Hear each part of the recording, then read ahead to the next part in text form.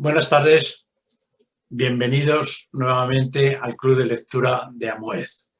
En esta ocasión tenemos a una gran autora y a un gran libro.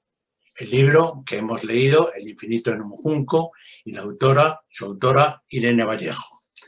Esta vez sí que han funcionado bien los principios básicos de lo que es el Club de Lectura. Quiero decir que os pedíamos que hicieseis una serie de preguntas para así Irene Vallejo montar la conferencia que nos va a dar en base a esas preguntas y desarrollar así el contenido del libro. Bien, ha funcionado y ha funcionado incluso, yo diría casi que hasta en demasía, en el sentido de que ha habido algunos que han hecho muchas preguntas. Pedíamos una o dos preguntas por cada uno y han sido varias preguntas. En fin, en cualquier caso, se las hemos trasladado a Irene. Irene, en base a esas preguntas, ha confeccionado lo que es la conferencia de este libro. Bien, El infinito en un junco es un libro asombroso.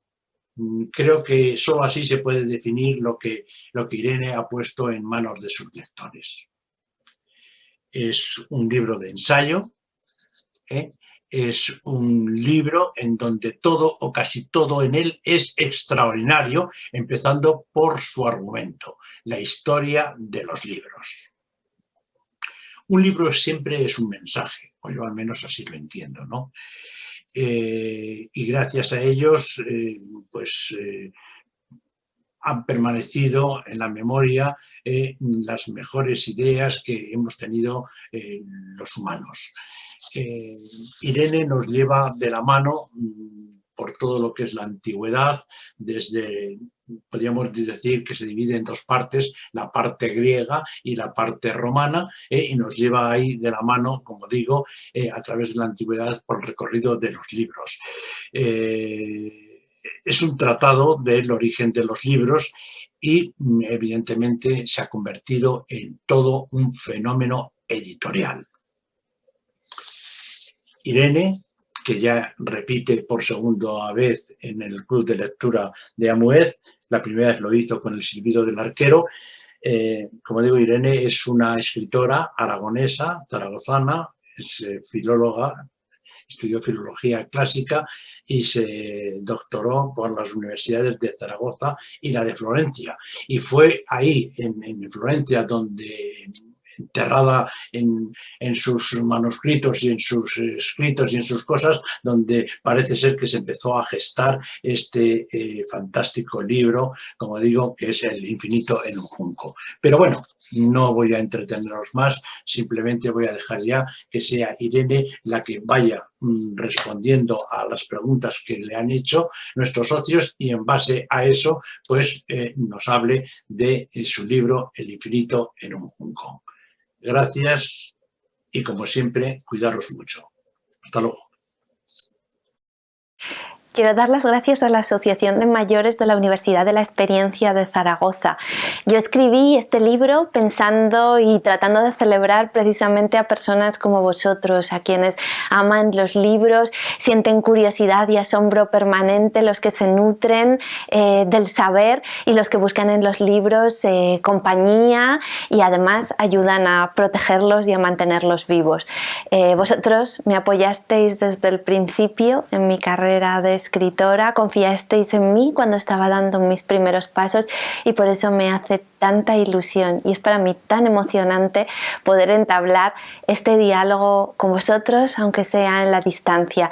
Espero que pronto lo podamos hacer realidad en persona, porque será para mí un inmenso placer volver a vuestras aulas. Muchísimas gracias. Quiero agradecer a Eloy sus preciosas palabras. Y bueno, por responder a sus preguntas, me dice que cómo ha llegado este libro a tantos lectores y si existe hambre de conocimiento y de cultura escrita en el mundo. Pues yo querría empezar diciendo que para mí la acogida de este libro ha sido una enorme sorpresa. Yo nunca habría esperado ni en mis sueños más desenfrenados que pudiera producirse un fenómeno como el que está sucediendo. Lo escribí el ensayo pensando que interesaría a un público minoritario y soy la primera asombrada y maravillada por lo que está sucediendo. Yo creo que es un indicio, un síntoma de que realmente, como dices, Eloy, pues hay más gente sedienta de conocimiento y deseosa de asombrarse y adentrarse en territorios que quizá no sean su especialidad o su trabajo, y El infinito en un junco lo demuestra. Creo que en estos tiempos tan apocalípticos, donde constantemente nos están hablando del fin de la cultura tal como la conocíamos, la destrucción de los libros, la extinción de la lectura, ¿no? Esa constante predicción de que la superficialidad de las redes y de las pantallas van a acabar con el mundo tal como lo conocemos, pues quizá pueden resultar un poco deprimentes, y en cambio yo veo en todo lo que ha sucedido pues un motivo para la esperanza, para la confianza y una reivindicación de que los lectores, que nunca hemos sido mayoritarios en el mundo, pues seguimos estando ahí contra todos los contras, frente al viento y a las mareas, y seguimos estando dispuestos a proteger y a salvar los libros que siempre están de nuestra parte y a nuestro lado. Juan me lanza una estupenda y maravillosa batería de preguntas. No sé si voy a ser capaz de contestar a todas, pero me gustaría lanzar unas cuantas reflexiones. Empiezas hablando, Juan, sobre la destrucción de libros, sobre la gente que se deshace de colecciones, ya sea heredadas o propias. Realmente ese es un espectáculo que a quienes amamos la lectura pues nos resulta desgarrador. Pero evidentemente no podemos impedirlo, porque los libros son propiedades privadas y no hay forma de imponer, ¿no?, la conservación de unos objetos de los que alguien quiera deshacerse. Yo creo que para eso precisamente hemos inventado las bibliotecas. Las bibliotecas son los archivos, los museos, ¿no?, los recipientes donde conservamos todos los textos, los libros, las historias, los conocimientos, los hallazgos, las técnicas que han hecho posible nuestra civilización y que consideramos valiosos. Y por eso me parece que donde hay que insistir es en que las bibliotecas tengan dotación, fondos, que se renueven los libros que sufren daños o que desaparecen, y que esas colecciones sean lo más completas posible y que abran las puertas a todo el mundo, ¿no? Que quien quiera leer se encuentre en casa dentro de esas bibliotecas. Es hermoso pensar cómo a partir de los tiempos de la Biblioteca de Alejandría las bibliotecas no han hecho más que expandirse por todos los territorios, y ahora la mayoría de nosotros tenemos una biblioteca muy cerca de nuestra casa, en nuestro barrio, en el mundo rural, y creo que eso hay que celebrarlo como un grandísimo éxito. Para mí las bibliotecas han sido siempre lugares excepcionales donde yo he podido elegir, donde me he encontrado con una multitud de voces y donde me he sentido profundamente libre y también de una abrigada y acogida. Por eso, bueno, El infinito en un junco también es un grandísimo homenaje a esos centros de conservación y de salvación de las palabras. Haces referencia también, Juan, a mi relato sobre el acoso escolar. Realmente es un tema muy delicado. Yo reconozco que no se lo puse fácil a los profesores para intervenir, porque en ningún momento di la voz de alarma. Yo misma contribuí a disimular y callar lo que estaba sucediendo.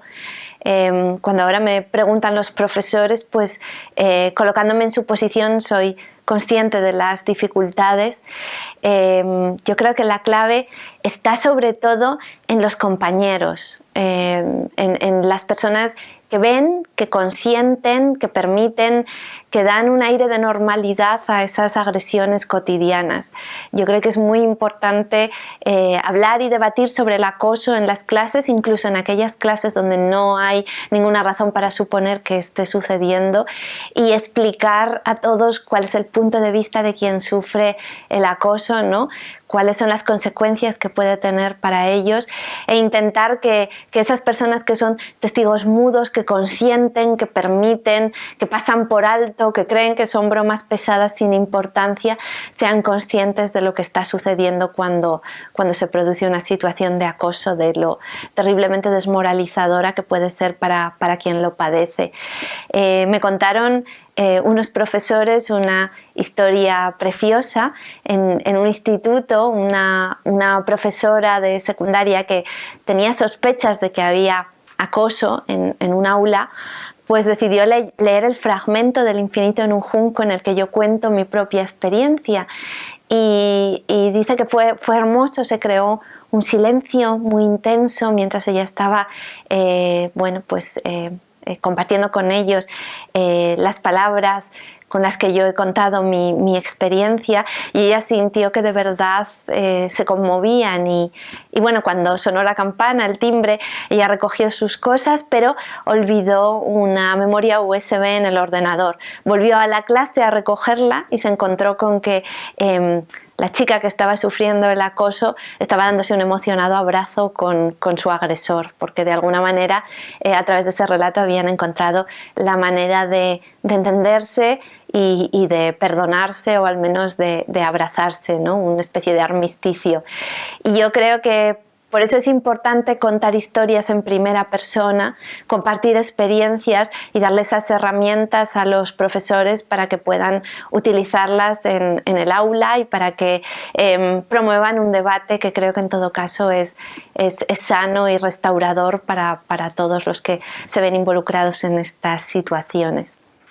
También hablabas de lo importante que es la lectura en casa, con los padres, y bueno, yo le he dado un papel muy importante a aquellas lecturas infantiles, aquellos cuentos antes de dormir, en el Infinito en un junco.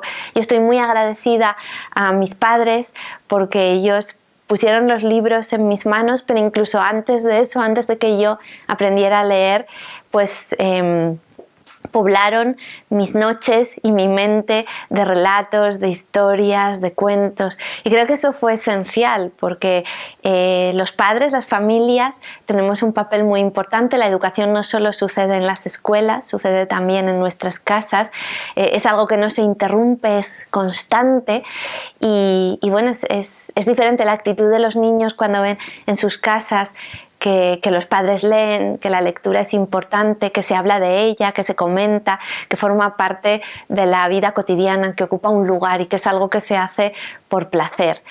Yo creo que es muy importante compartir cuentos desde las edades más tempranas, y allí creo que también los abuelos tenéis un papel muy importante. Quizá tenéis un tiempo de vida más tranquilo que los padres, que siempre estamos tan ajetreados y tan apresurados, y en los momentos que pasáis con los nietos es hermoso compartir con ellos cuentos tradicionales, historias, relatos, cuentos actuales, comprados, porque estamos viviendo un grandísimo momento de la edición, de autores, cuentacuentos en las bibliotecas, teatro para niños. Creo que es hermoso compartir todo ese legado de las palabras y hacerlos de esa manera, sensibles al lenguaje, a la intimidad que crean las historias, a la posibilidad de reunirnos como en los viejos tiempos alrededor del fuego de las palabras. Y bueno, creo que eso es en esencia lo que preguntabas. Una última cuestión era el asunto de la promoción de la lectura en las escuelas. Yo creo que es muy importante el apoyo a los maestros, a los profesores. Creo que debe suceder también en un ambiente relajado. Soy contraria en general a los test y exámenes de lecturas, ¿no? Que parece convertirlo en una materia de memorización y no en un momento de placer. Al final, creo que la lectura, como decía Borges, tiene que ser voluntaria. Leer es un verbo que no acepta el imperativo. Los que amamos la lectura lo hemos hecho siempre porque nos sentíamos fascinados por los relatos y por las palabras. Nunca hemos sido los lectores una mayoría, siempre hemos sido un grupo pequeño pero resistente y hemos sido capaces de generación en generación y de época en época de mantener vivos los libros, como cuento en El infinito en un junco. Entonces yo creo sobre todo en la pedagogía del placer, del disfrute, de hablar con los niños de los libros, dejarles expresar libremente sus opiniones, incluso si son negativas sobre los grandes clásicos o sobre relatos indispensables, respetar su libertad de elección, su disfrute y bueno, sobre todo dar una oportunidad a su inteligencia, a sus emociones y animarles siempre a que lean por placer, a que lean en su tiempo libre.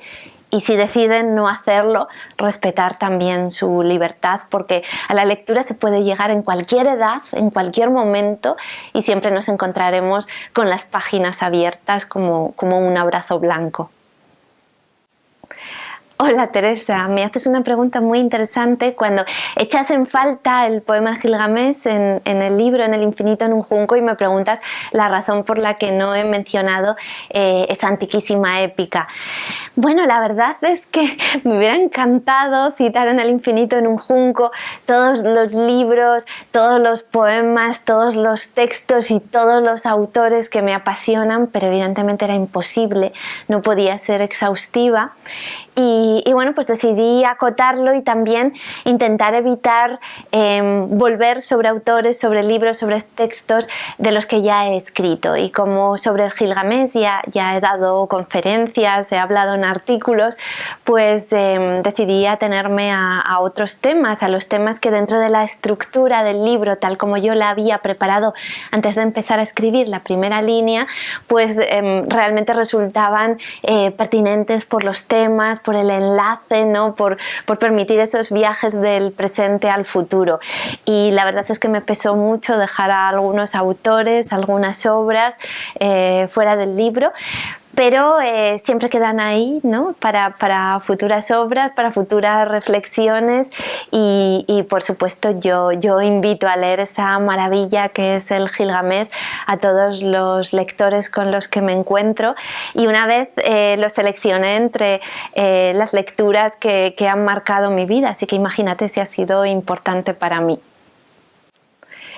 Loli hace una preciosa reflexión sobre su generación, sobre cómo las abuelas analfabetas fueron sus cuentacuentos, como después conoció las restricciones de la dictadura y al final la democracia pues le devolvió el acceso a todos los libros y bueno, cómo está viviendo ahora la llegada de los nuevos formatos.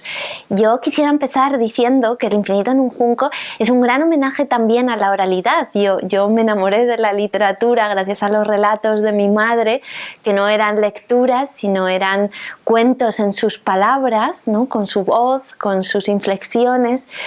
Y por eso me parece importante destacar que la oralidad no ha desaparecido, la oralidad no ha muerto, sigue a nuestro lado. La invención de la escritura y de los libros no la expulsó, ni mucho menos. Y hoy vemos como las nuevas tecnologías la rescatan y la hacen más poderosa y le permiten pues, cubrir mayores distancias, ¿no? Estoy pensando en la radio, en los podcasts, en el audiolibro. Son formas de regresar a la oralidad y de darle una nueva proyección y una nueva dimensión. Estoy de acuerdo además en que es importante insistir en que ha habido a lo largo de la historia grandes narradores analfabetos. Creo que no deberíamos identificar el analfabetismo con la ignorancia, ni mucho menos. Las habilidades de los narradores quedan patentes en la propia Ilíada y Odisea, que son poemas que nacieron en un mundo oral donde no existía escritura y son obras bellísimas y complejas de una poesía que nos sigue fascinando todavía. Por eso yo siempre reivindico a todas las personas que cuentan historias y a todas las personas que tienen ese gran talento verbal que no tiene relación necesariamente con la escritura, ¿no? Y que además enriquece con muchos matices los cuentos, las historias que transmite. Mis padres me han contado también, como tú dices, pues todas las historias, y también lo cuento en El infinito en un junco, de aquellas trastiendas de las librerías en la dictadura, donde iba a buscar los libros prohibidos y lo que significó para ellos cuando la democracia permitió acceder a aquellos libros que habían estado durante tanto tiempo vedados. El infinito en un junco es también un canto a todos los que han resistido a la censura, ¿no? Los que han salvado libros que en algún momento han sido atacados, que se ha intentado destruir, quemar o censurar. Y bueno, eso ha sucedido en todas las épocas a lo largo de la historia. Ni siquiera ahora estamos libres de algunos brotes de censura. Pero bueno, como decía Tácito y yo reproduzco en el libro, creo que a la larga es siempre la libertad la vencedora, porque esos libros que se ha intentado eliminar o destruir siempre han sobrevivido, o casi siempre han sobrevivido a esos ataques, y por suerte están con nosotros incluso los libros que en la antigüedad se intentó eliminar, por ejemplo la obra de Ovidio.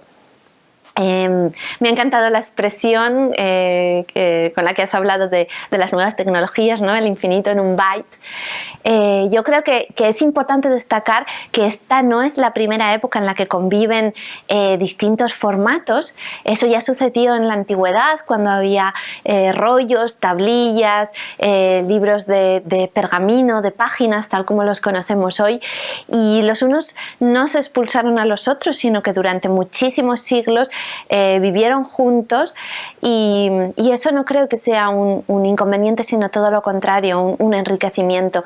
Lo mismo extrapolaría nuestra situación actual, ¿no? Esa misma reflexión. Creo que la existencia del libro de papel junto al libro electrónico lo que nos permite es optar, elegir cuál es la modalidad o la fórmula más ventajosa en cada momento y en cada contexto de lectura. Creo que podemos tener en papel los libros que son más valiosos emocionalmente para nosotros, guardar en los libros electrónicos otros que son de consulta o menos valiosos, ¿no? Llevarnos de viaje el libro electrónico, pero tener en casa en la mesilla nuestros libros de poemas o esas novelas imprescindibles a las que regresamos una y otra vez. Y estoy absolutamente convencida de que el libro electrónico no va a acabar con el libro en papel, sino todo lo contrario. Creo que la existencia del libro electrónico nos ha ayudado a incidir en la belleza y en la inmersión sensorial que significa el libro en papel. Ahora las editoriales se preocupan más por las tipografías, por el diseño, por las ilustraciones, por el tamaño de letra, y creo que la existencia de esa competencia lo que ha hecho es embellecer los libros en papel y hacerlos por eso muchísimo más cautivadores, y eso garantiza que seguirán con nosotros a lo largo del tiempo, porque lo más antiguo tiene más posibilidades de sobrevivir que lo más nuevo, ¿no? que la última moda, que seguramente será sustituida por otra novedad. Bueno, en tu última pregunta hablabas de la importancia que en efecto tiene el cine y lo audiovisual en el libro. Yo he intentado incidir en eso para acoger a los lectores de las nuevas generaciones que se nutren de historias también a través de las series, de las películas, del cine, de los videojuegos, ¿no? De otras fórmulas visuales, y porque para mí es muy importante poner a dialogar todas las formas de contar historias, todos los géneros, y quizá pues intentar derrumbar las barreras, las fronteras, las murallas con las que intentamos distinguirlos, porque en realidad solo son facetas de un mismo espíritu creativo. En cuanto a la portada del libro, El infinito en un junco, la ilustración es maravillosa, pero no fui yo quien la eligió. Fue la maquetadora e ilustradora de la editorial, Gloria Gauger, a la que le debo agradecer un diseño tan exquisito del libro y el cuidado de todos los detalles. Lo que sí es mío es el título, que realmente pues nos dio muchos quebraderos de cabeza. No fue el título con el que yo llevé el libro a la editorial, no les gustó mi primera opción, me pidieron que buscase y buscase. Y después de muchas dudas y atolladeros, pues finalmente una tarde me senté en la mesa decidida a encontrar de una vez por todas el título del libro y pensé que me gustaría que fuera una definición del libro, pero una definición profundamente poética, y así es como llegué a este título, porque a mí me parece que lo maravilloso, lo asombroso en los libros es como lo infinito de nuestras ideas, de nuestras historias, de nuestros pensamientos y de nuestras emociones caben en algo tan pequeño, tan frágil y tan endeble como fueron los juncos en el caso del papiro y ahora los árboles que dan cabida a las páginas, al papel, ¿no? Al material del que se siguen haciendo los libros. Antonio me pregunta por las 10 mejores bibliotecas que he tenido la ocasión de conocer y bueno, la verdad es que la pregunta me parece muy interesante, también me inspira una serie de reflexiones. Me siento muy afortunada de poder haber estado en bibliotecas como por ejemplo las de Oxford, la Bodleiana y todas las demás. En realidad Oxford es una ciudad biblioteca, ¿no? y constantemente estás paseando entre colecciones de libros, incluso encima de túneles de libros, como cuento en El infinito en un junco. Es maravillosa la monumentalidad de los edificios que las acogen y la ambición de las colecciones. Realmente no se puede entrar allí sin emocionarse. También recuerdo con intensidad mi estancia en Florencia y la emoción que supuso para mí poder tener entre las manos libros de las colecciones de la familia Medici, ¿no? que en aquella época, cuando se encargaron aquellos libros, pues alguien como yo no hubiera podido jamás asomar la mirada a los libros de los grandes aristócratas y las grandes familias. Y bueno, la verdad es que son ciudades donde las bibliotecas pues tienen muchas resonancias históricas, monumentales y realmente a personas como yo pues eso nos produce una enorme emoción.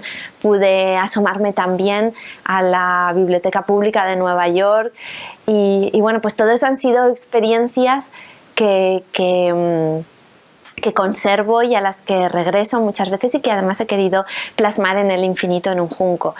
Pero esta pregunta me hace plantearme, ¿no?, qué es exactamente una buena biblioteca, ¿no? Son las bibliotecas arquitectónicamente más deslumbrantes, las más bellas, las de las grandes capitales, las bibliotecas céntricas que se fotografían, o más bien serían esas bibliotecas mucho más humildes, ¿no?, en sus medios, pero que llevan los libros hasta los últimos rincones de nuestro país, hasta las personas de nuestro país y de todos los países, hacia las personas que de otra manera no podrían tener acceso o disfrutar de colecciones tan amplias. Yo creo que a pesar de mi admiración por las grandes bibliotecas, me quedaría con las bibliotecas del mundo rural y las bibliotecas de los barrios, porque realmente creo que forman parte de la vida cotidiana de la gente y la transforman y la iluminan. Yo he tenido la ocasión de ir a muchos clubs de lectura en pueblos, en lugares alejados de las grandes capitales, ¿no?, donde se reúnen clubs de lectura, donde hay bibliotecarios y bibliotecarias que cuidan sus colecciones como si fueran jardines, que organizan actividades para los niños y con los pocos medios de los que disponen, pues, pero con toda la ilusión y el entusiasmo, llevan los libros hasta los últimos rincones. Y creo que esto es muy importante. Creo que son lugares especialmente acogedores en los barrios de las ciudades, pues allí acuden también las personas que no tienen ordenadores en su casa y donde se les ayuda a resolver trámites, a escribir, ¿no?, se les orienta, se les ayuda.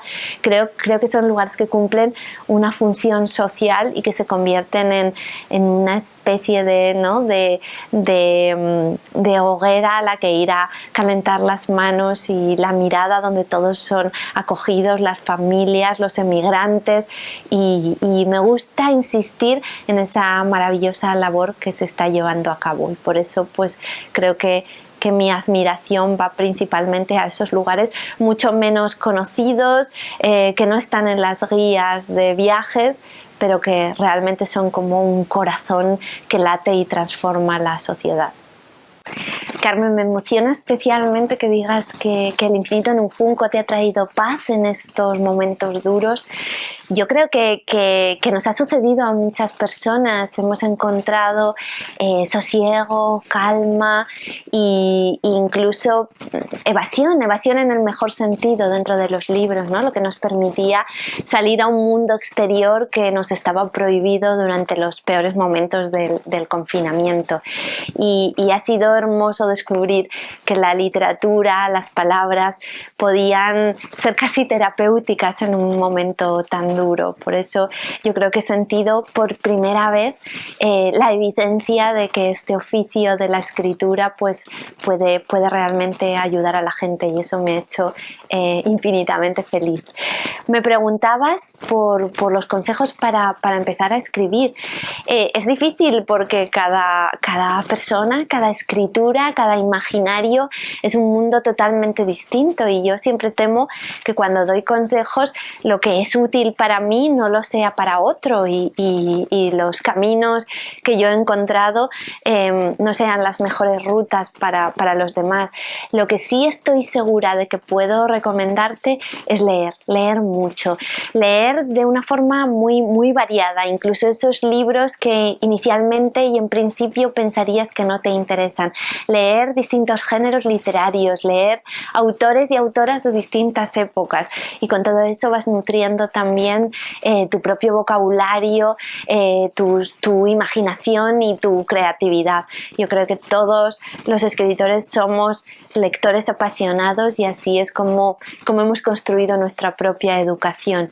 Y un segundo consejo que te daría es que empieces escribiendo sobre cosas que te importan, no necesariamente que las hayas vivido y que sean experiencias tuyas, sino eso sí, algo que te importe, un tema, un episodio, un recuerdo, una memoria familiar, un aspecto de la realidad que realmente a ti te emocione, te conmueva, y sobre el que creas que es importante contar algo. Y si tú lo sientes en tu interior, pues esa es, yo creo, la energía que te servirá para empezar a mover y a hechizar las palabras. Bueno, Oli, gracias por tus palabras. La verdad es que yo todavía me siento un poco incrédula ante esta acogida del libro, y bueno, yo siento más bien que soy yo la que tengo que hacerme ahora merecedora con mi trabajo y con mis próximos proyectos de todo lo que está sucediendo ahora y la confianza que la gente pone en mí. Me preguntabas por el tiempo que he dedicado a escribir este libro. En realidad es difícil decirlo porque se alimenta de toda una serie de investigaciones que yo hice para mi tesis doctoral hace años, y claro, pues es una larga etapa de mi vida, yo diría que unos 4 años, de los que, bueno, no todos los materiales y no todas las investigaciones han sido útiles, pero eso ha construido como el cimiento sobre el que he levantado este ensayo. Después, el proceso de escritura del infinito en un junco, ya como ensayo literario, pues diría que fueron en torno a 3 años, más un año de trabajo con mis editores para pulir y retocar el texto y dejarlo convertido en la versión que tú has tenido entre tus manos, ¿no? En conjunto serían 8 años, pero por supuesto durante ese tiempo me he dedicado a otras tareas, ¿no? y lo he compaginado con otros proyectos. En todo caso es una larga porción de mi vida y de mis inquietudes como investigadora. Además ha sucedido en paralelo a un periodo muy duro en el que mi hijo pasó mucho tiempo ingresado, y bueno, pues tuvo como trasfondo el hospital, ¿no? La ansiedad por la salud de un ser muy querido, y quizás ese sea el motivo por el que ahora, en estos tiempos de pandemia, pues ha conectado con las emociones de la gente, porque realmente nació en un contexto contexto muy parecido al que estamos viviendo ahora nosotros, ¿no? Como una forma de buscar refugio, luz y esperanza frente a la angustia y a la preocupación y a las espirales obsesivas que rodean a veces a la enfermedad. Me preguntabas también, Manoli, qué es lo que más me ha impactado en esta investigación, ¿no? En el trabajo de escritura del ensayo. Y yo te diría que ha sido la investigación sobre la aportación de las mujeres a la escritura y al mundo del libro. Cuando yo empecé mi tesis, pues lo que me habían repetido muchísimas veces es que por los obstáculos a los que se enfrentaban las mujeres, que no podían acceder fácilmente a la educación y a la alfabetización, a la lectura y a los libros, realmente su intervención, ¿no? a la historia de los libros y de la literatura había sido ínfima, al menos en la antigüedad. Y me resultó impactante descubrir que no había sido tan pequeña esa aportación, todo lo contrario, y además que son ejemplos de mujeres que tuvieron que luchar y por tanto tuvieron muchísimo mérito por ser capaces de legar a la posteridad el recuerdo de sus ideas, de sus versos, de sus pensamientos y de su visión del mundo, empezando por la revelación que significó para mí saber que el primer texto con nombre propio de la historia lo escribió una mujer, Enheduanna, una sacerdotisa acadia, y por tanto la primera persona que pronuncia un yo literario es una voz de mujer, ¿no?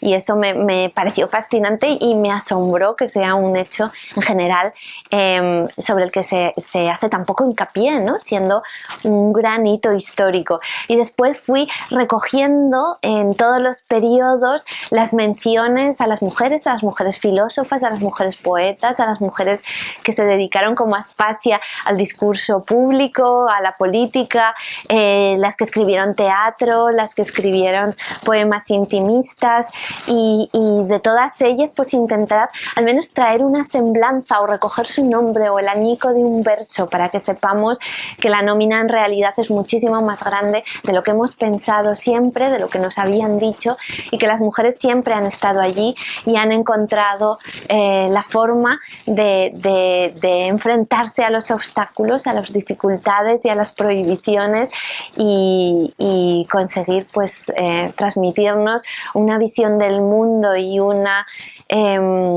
necesidad creativa que estuvo allí desde los primeros momentos, desde los primeros compases, desde los primeros versos. Gracias, Dorita, por lo que me dices de que lamentabas que se acercase el final del libro. Creo que ese ralentizar la lectura para retrasar el momento en el que te tienes que separar de una lectura es lo más bonito que puede pasar en la relación con un libro, y cuando alguien me lo dice pues siempre me siento especialmente conmovida. Me preguntas por la estructura del Infinito en un Junco, que en efecto fue uno de los aspectos a los que más atención dediqué.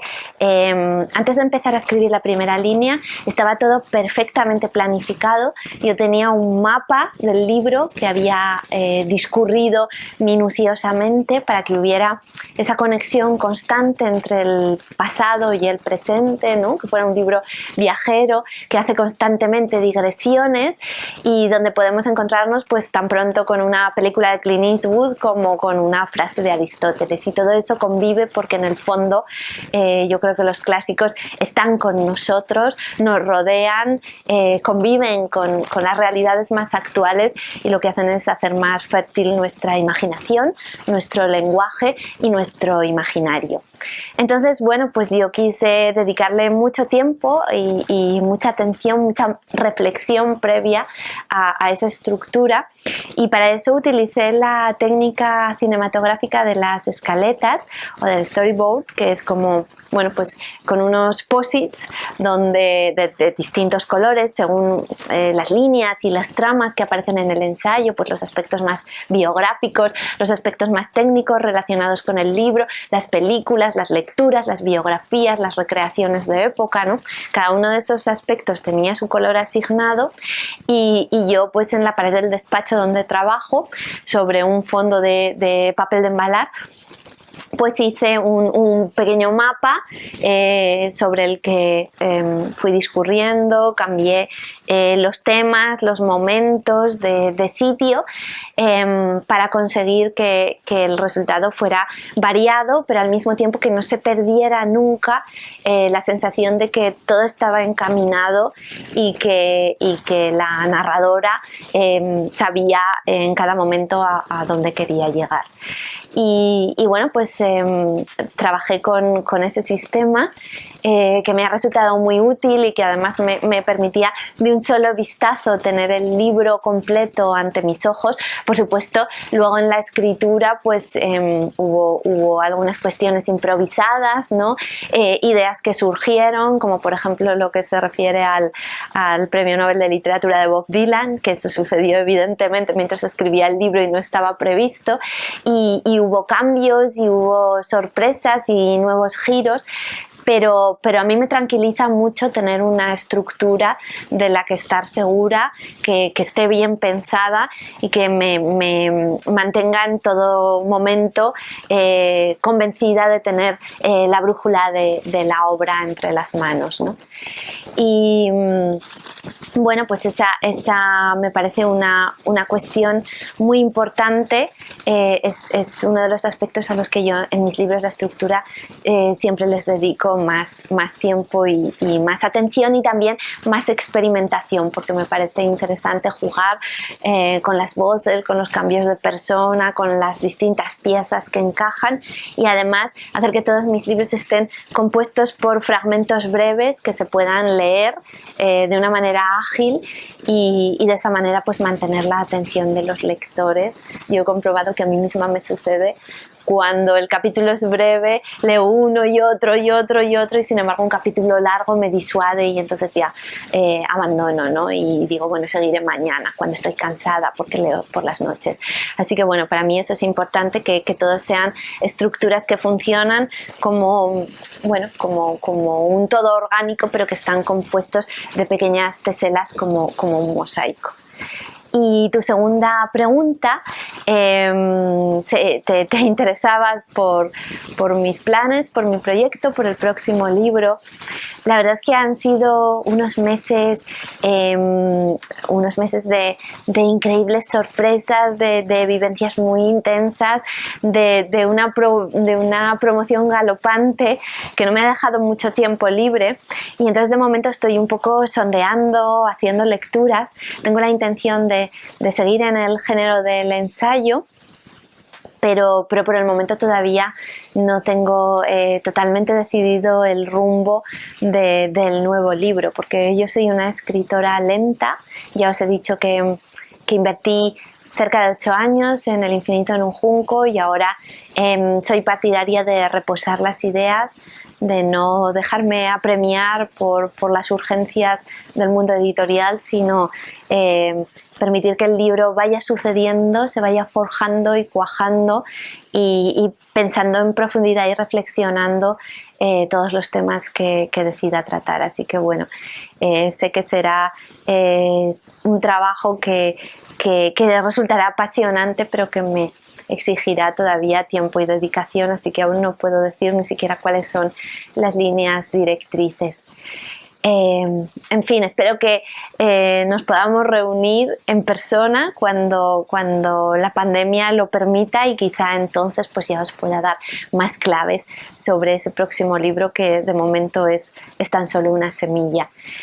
Solo me queda daros las gracias por haberme invitado, por esas preguntas tan inteligentes, tan certeras y tan interesantes que habéis planteado. Es un verdadero placer encontrarnos en las páginas, en el diálogo, en la conversación, en las preguntas y en las respuestas. Os deseo que tengáis salud y alegría, cuidaos mucho y hasta pronto.